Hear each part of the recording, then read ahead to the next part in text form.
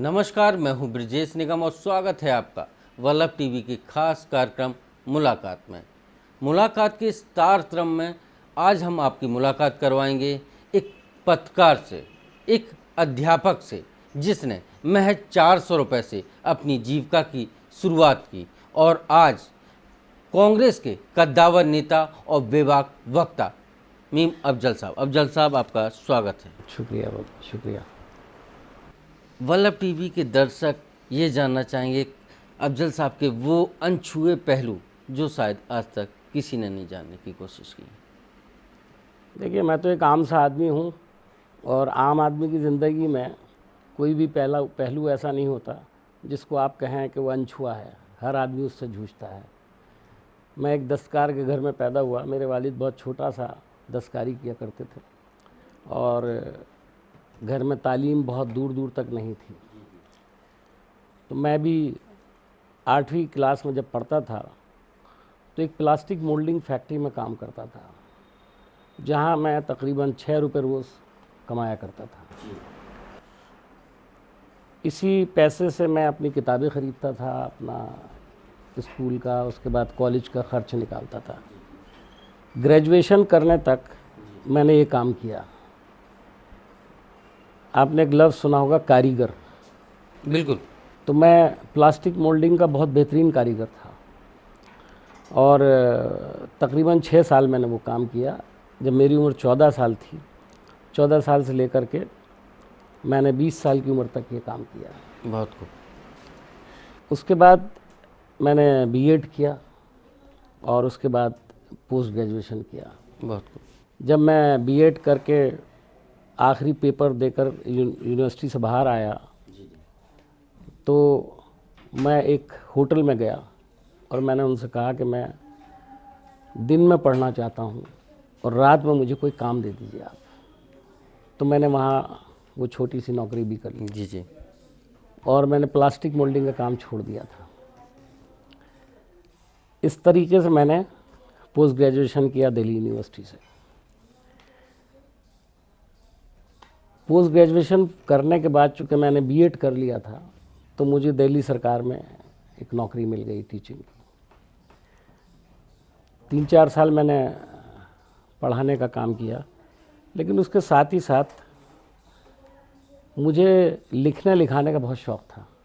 मैं स्कूल की और कॉलेज की मैगज़ीन में भी मैं लिखा करता था और यूनिवर्सिटी के ज़माने में। किस तरह की लिखावट की शौक था? क्या मैं उस वक्त थोड़ा सा सोशल एस्पेक्ट्स पर लिखता था और थोड़ा बहुत सियासत पर।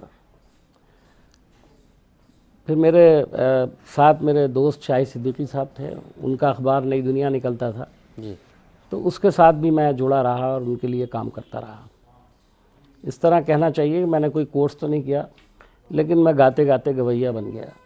कोई दो पंक्तियाँ उस टाइम की जो आपको अभी तक याद हों, जो वहाँ पर हों? पंक्तियाँ तो मैं आपको बाद में सुनाऊंगा, पहले इस बात को ज़रा सा मुकम्मल कर दूं। बिल्कुल। तो मैंने ये महसूस किया कि मेरी मंजिल सिर्फ अध्यापक रह के शायद पूरी नहीं होगी। मुझको कुछ अपना दिल से जो मैं चाहता हूँ वो मैं काम करना चाहता था। लिहाजा मैंने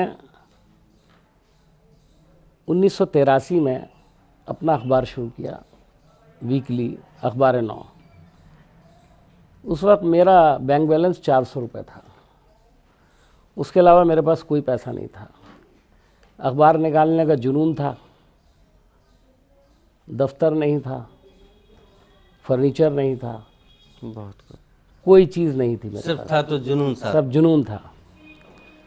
तो कुछ दोस्तों ने मेरा जुनून देखकर उस वक्त मेरी मदद की और मैंने 1983 में अखबार नौ का इजरा किया, यानी उसको शुरू किया, जो अगले 3 साल के अंदर उर्दू जर्नलिज्म में जिसने बहुत बड़ा नाम कमाया।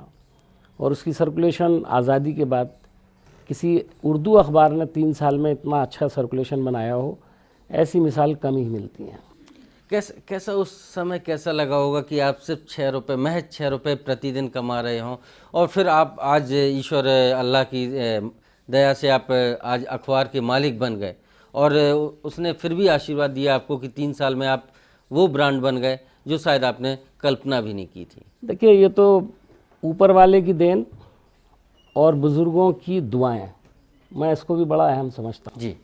बहुत कम लोग इस बात पर तवज्जो देते हैं कि अपने बुज़ुर्गों का एहतराम करना, बड़ों की रिस्पेक्ट करना, ये मेरी फैमिली से मैंने सीखा।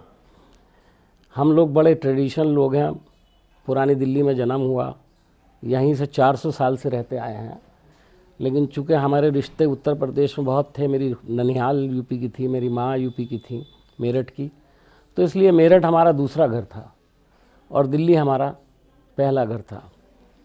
और अखबार निकालने के बाद वो जब बहुत पॉपुलर हुआ तो बहुत सारे सियासतदान हमारे अखबार की तरफ उनकी तवज्जो हुई जी। और उनसे मेल मुलाकात, मिलना जुलना, जो जर्नलिज्म में आप भी जानते हैं कि होता है।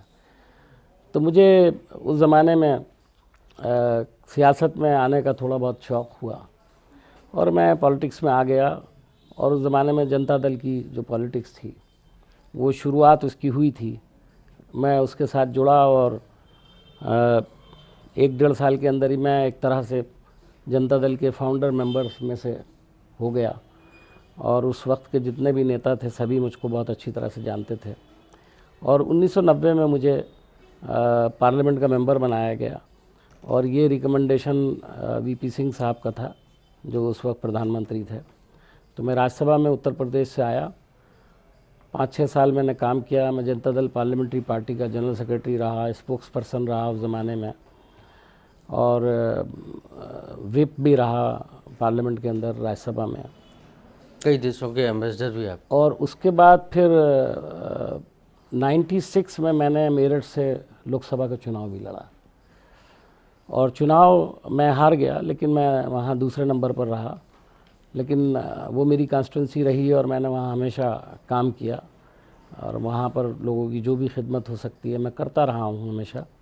आज भी मैं वहाँ से जुड़ा हुआ हूँ। वैसे तो मीम अफजल साहब, एक छोटी सी ब्रेक का वक्त हो चला है। ब्रेक के बाद जानेंगे कि मीम अफजल साहब ने जो 6 रुपये प्रतिदिन के हिसाब से कहीं नौकरी की, एक प्लास्टिक के कारीगर, और उनके पिता एक सिर्फ दस्तकार थे, और आज जो एक बेबाक वक्ता कांग्रेस के कद्दावर नेता हैं, और उनके अनछुए पहलुओं को।